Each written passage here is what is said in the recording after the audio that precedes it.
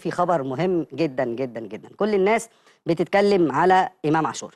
إمام عاشور والعروض اللي بيتلقاها كل يوم، وأبرزها في الفترة الأخيرة الناس قالت إن في عرض جاي وإن إمام عاشور ماشي. الحقيقة فين؟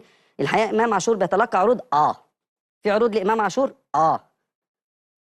اللعيب ممكن يخرج من النادي الأهلي، هو لعيب محترف ما عندوش أي مشاكل، لكن هو مش ملك نفسه، هو ملك النادي الأهلي.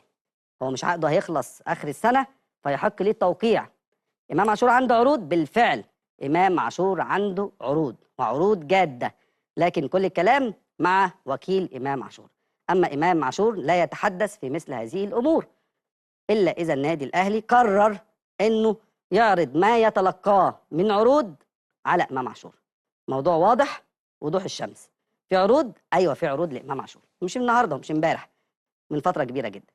في نية